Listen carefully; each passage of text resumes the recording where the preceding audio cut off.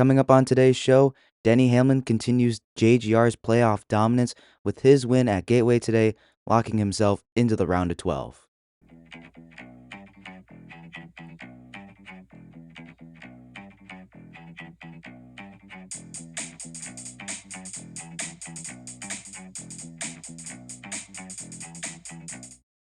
How's it going, everybody? Welcome back to Talking NASCAR. I'm your host, Andrew. We got a good show for you guys today. We got to talk about Gateway's race today, the second race of the round of 12. Before I even start talking about the actual race itself, I want to do a full disclosure here. I only was able to watch the first 78 laps live until I had to go to a party to go watch the Green Bay Packers absolutely destroy the Detroit Lions in week one. So, full disclosure on that. But I did my best. I rewatched the entire race. I recorded it all. I was able to take the best notes I could. And I ended up only missing the last bit of the race, the full majority of it. But it's all right. We'll power through here. I got some stuff that I want to talk about. The racing product there at Gateway was very, very good. That and so much more coming up. But let's start with Denny Hamlin, who actually won the race, locking himself into the round of 12.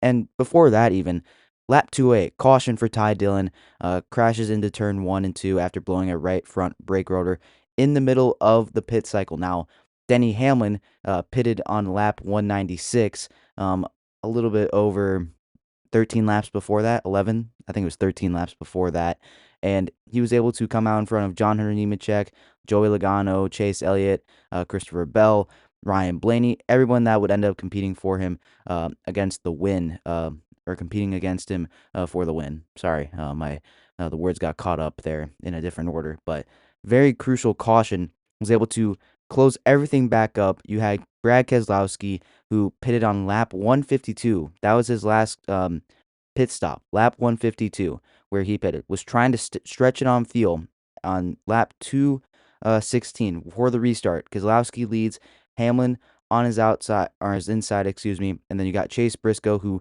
short pitted Denny Hamlin one lap earlier and took two tires to get out in front of Hamlin and get himself back up into the conversation in third place. All those guys on the front row for the restart. Hamlin is able to get clear and basically set sail. Keselowski continues to fall down the order. And I believe Brad Keselowski ended up pretty far down the order. Let's see, where did Keselowski end up? I'm looking for Brad Keselowski. Shoot, where did he finish? He finished in 17th, fell all the way down to 17th. And I'm not really sure that was any better than where he started in 23rd. I don't know about that, but Hamlin is able to set sail after that. No one really able to come after him. Nobody, even Briscoe, Chase Elliott, Ryan Blaney, Joey Logano, nobody was able to touch Denny Hamlin. And looking at the stats as well, Hamlin led the most laps, only by a couple over Bubba Wallace's own car. He beat Bubba Wallace by 2 laps, but nonetheless led the most laps along with Bubba Wallace. And you had Kyle Larson with 52, who finished down in 12th. But Denny Hamlin still ran a very, very good race. Had a really, really good car all day long. I'm not sure if he had the best car. I think that could belong to either Kyle Larson, Christopher Bell, Joey Logano also had a really good car. Chase Elliott was really, really good on the long run. Chase Briscoe as well, the other Chase, also had a pretty good car today. So many good cars today, but Hamlin played the strategy well. Chris Gale, his crew chief, called a very, very good race. And Hamlin did all he needed to do on the racetrack. And he also got the Xfinity fastest lap as well. Ran the best lap with a 32.94 as well. Really good race overall for Denny Hamlin. But let's go ahead and take a look at the top finishers here. Chase Briscoe in second place after starting in third. Rallied back to finish second, like I mentioned, in that last pit cycle. Took 2 tires, pitted 1 lap before Hamlin was able to get out in front of him and put himself back in the conversation after pit crew struggles all day. And after winning Darlington last week, Briscoe, his crew especially, struggled with stops, especially on the left rear. I don't know what it was about that left rear tire, but Briscoe's crew could really not figure it out. But even still, taking 2 tires still ended up working out. Briscoe ends up in second. I believe Briscoe, before that cycle, was running in 19th. when he pitted, but was able to jump up to second. Really good strategy. And then Chase Elliott finishes in third.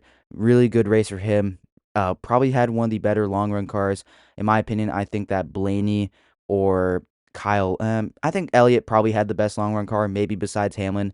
Hamlin and Elliott definitely had the two best long run cars, and really good to see Elliott after a pretty rough week at Darlington last week, where we thought Elliott would be very, very good. A tire conservation place. We thought Elliott would do very well there. We just had to wait one more week, I guess, and we got to see the true tire conservation and true tire saving out of Chase Elliott emerge here at Gateway.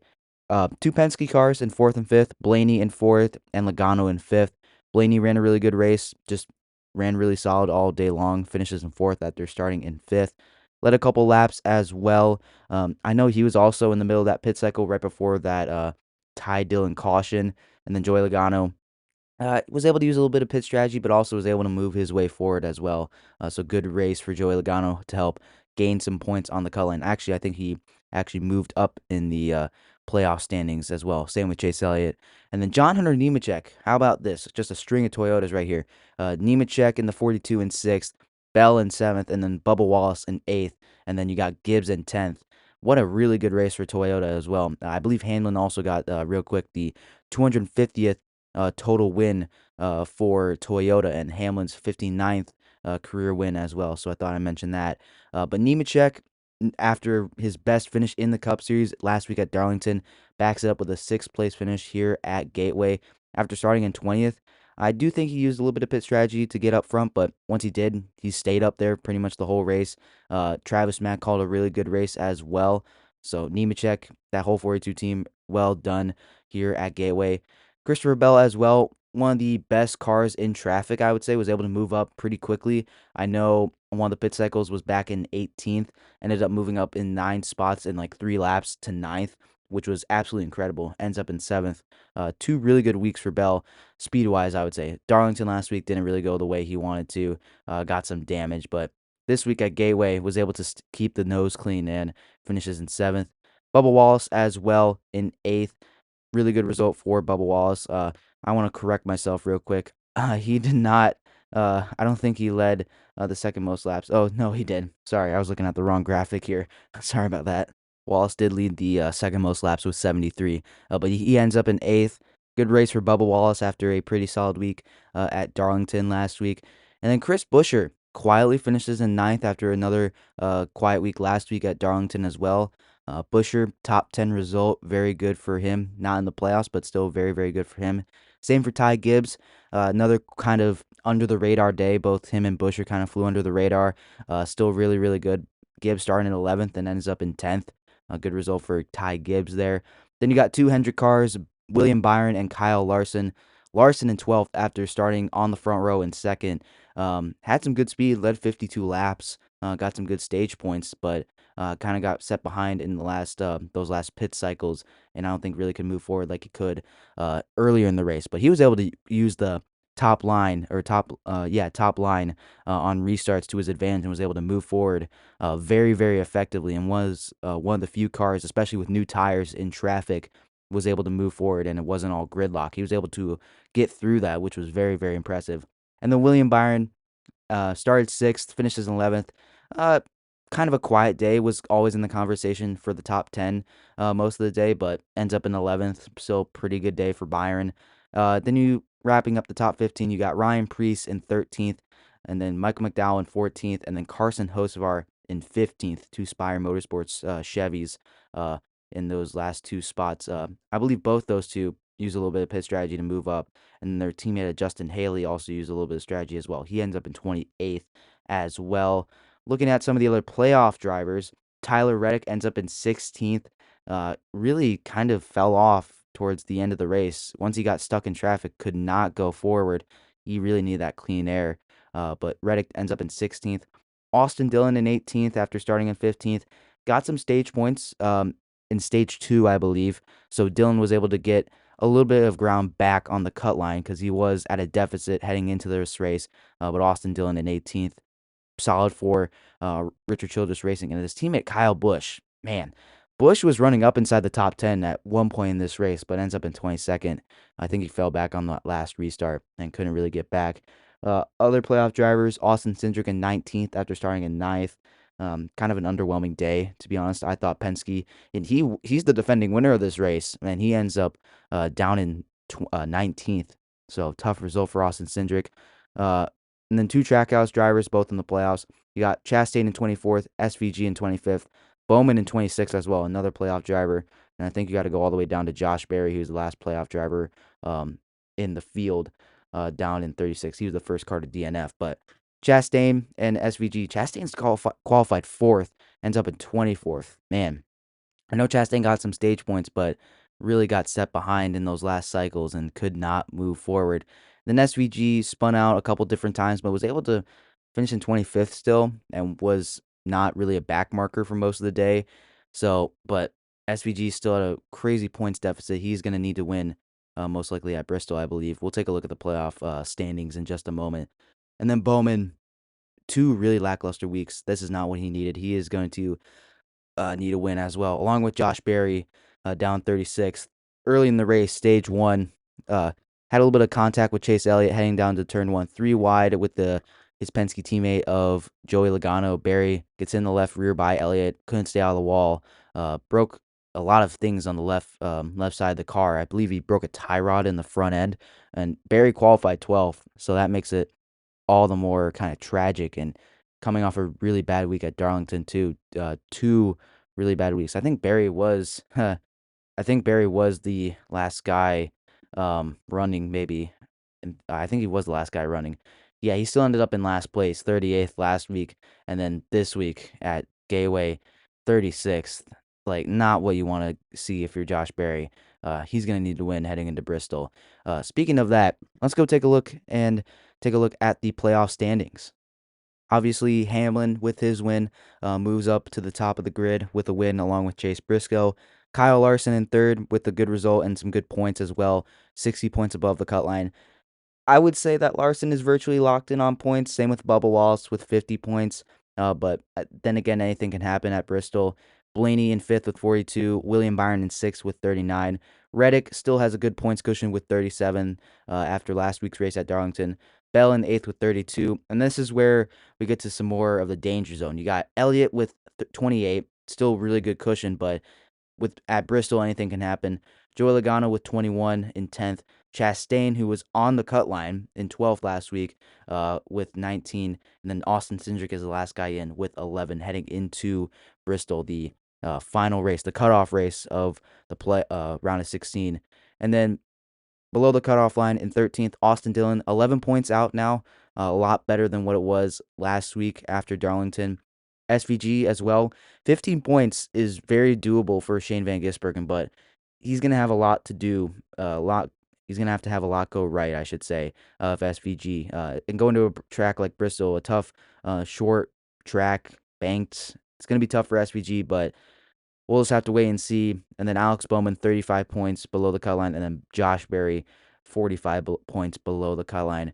I believe those two will need to win their way in at Bristol. So there's the look at the playoff standings after Gateway heading into Bristol next week.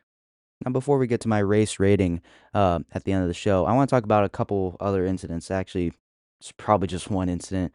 Kyle Larson spun Ryan Blaney from fourth. I'll just start out by saying that in the beginning of stage 2 as well, lap 95, a couple laps before the end of the stage, or actually, I say that maybe about 50 laps before the end of the stage, but Larson and Blaney battling for fourth and fifth place, respectively.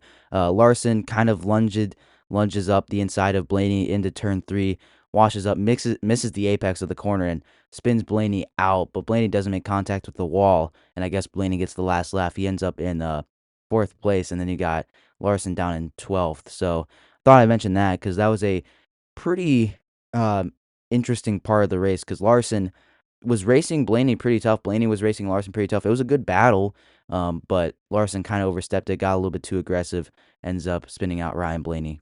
And one other incident, on lap 150, we had a caution for debris in turn three. Actually, one of the brake markers, because Gateway, obviously a long straightaway track, builds up a lot of speed with tight corners as well. Some drivers do use brake markers, and they're just pretty much numbers or signs with numbers on them, telling them, "Hey, this is when you should brake. 3, 2, 1, brake." I guess maybe I'm not I'm not an expert with that, but one of those signs actually fell into turn three, and I believe one of their kind of clips came loose. It was suspected that they might have melted a little bit or got frayed a little bit from the pyro action on the pace laps. That's a Gateway tradition where they have a bunch of flames and pyro go off on the back straightaway while the cars are going down the back stretch on the pace laps. Really cool, but that's kind of a thing that comes with that. And they had to go clip it back into place. So I thought that was kind of funny there.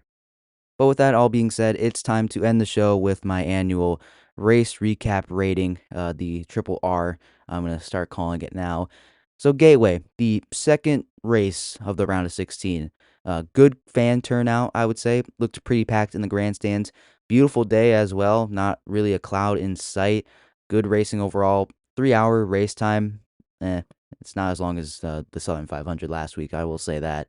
But besides that, the racing product looked really, really good. I know this was the same tire compound uh, used today as the one used at Iowa a couple weeks ago, and we all know the racing product, how that turned out at Iowa was not very good.